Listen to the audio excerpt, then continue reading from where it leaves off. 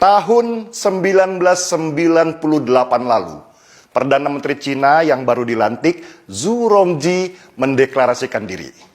Berikan saya 100 peti mati, 99 buah akan saya kirim untuk para koruptor, dan 1 untuk saya sendiri kalau saya korupsi.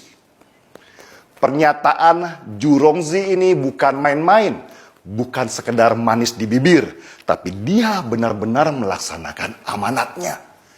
Tidak berapa lama sesudah dia berniat memberantas korupsi di Cina yang sudah berakar di sana, seorang pejabat Partai Komunis Cina ditangkap dan dihukum mati. Padahal orang itu adalah teman satu partainya sendiri. Koruptor itu diarak di jalan, ditembak di belakang kepalanya.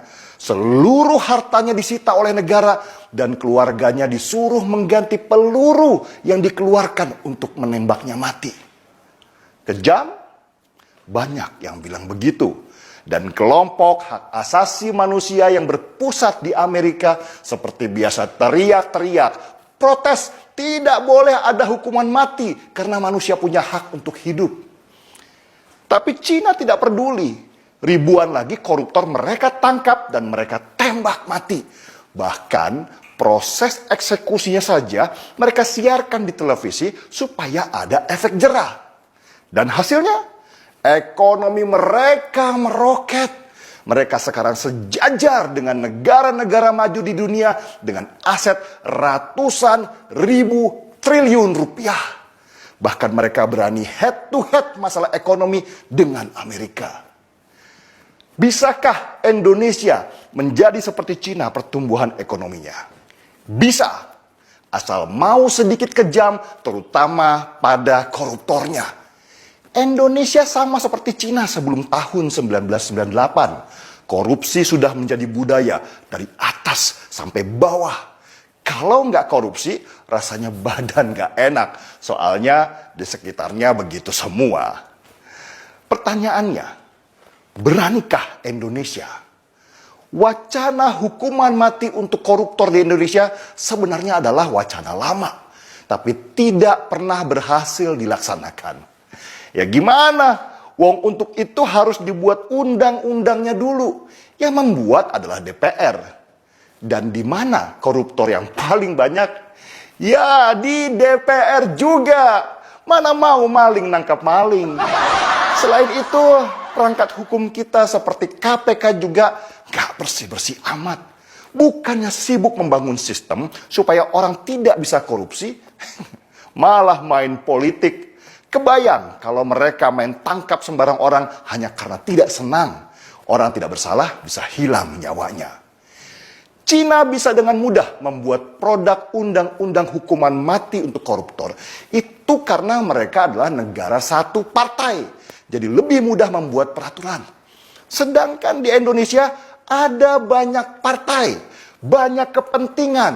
Mau bikin produk undang-undang saja berantemnya nggak selesai-selesai. Tapi pas gajian, nagih duluan. Para anggota DPR yang mayoritas dari partai itu punya konsep yang mirip-mirip Julius Caesar, Vini, Vidi, Vici. Kami datang, kami lihat, kami taklukkan.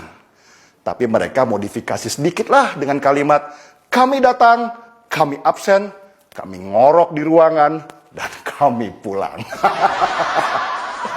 Jokowi sendiri sudah mulai menyatakan, kalau rakyat yang minta, bisa saja ada hukuman mati untuk koruptor.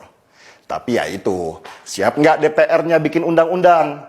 Dan wacana ini kembali bergulir dengan harapan tinggi, meski nggak pernah terjadi. Mirip-mirip timnas sepak bola Indonesia yang selalu menjanjikan juara, tapi selalu pulang dengan tangan hampa. Kalah sudah biasa, kalau menang itu baru luar biasa. Sulit sekali negeri ini menghukum mati para koruptor di sini. Bahkan Fadly Zon, petinggi Partai Gerindra, pernah tanpa malu-malu menyebut kalau korupsi itu oli pembangunan. Kalau nggak ada korupsi, negara nggak jalan. Nah loh, gimana mau bikin undang-undang? Mungkin hanya di Indonesia koruptor diperlakukan seperti raja. Dikasih baju kebesaran warna oranye, terus dadah-dadah di depan kamera dengan senyum lebar di wajah. Nanti di depan pengadilan, yang laki pakai kopiah dan yang wanita pakai kerudung mendadak syariah. Lalu di penjara, mereka bisa bayar untuk dapat ruangan mewah, bahkan bisa jalan-jalan dan nginap di hotel mewah. Dan kalau sudah tua, dikasih gerasi karena sakit mulu dan membebani keuangan negara. Jumlah rupiah merawat koruptor di negeri ini jauh lebih besar dari jumlah rupiah yang dikorupsinya. Sedangkan di Cina, peluru saja harus dibayar oleh keluarganya yang sudah dimiskinkan semiskin-miskinnya. Masih jauh panggang dari api bicara hukuman mati untuk para koruptor. Jangankan melawan Cina, melawan negara kecil seperti Vietnam aja, kita masih kalah.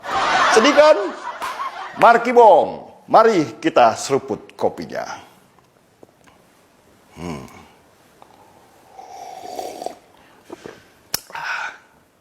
Saya Denny Siregar, kita di acara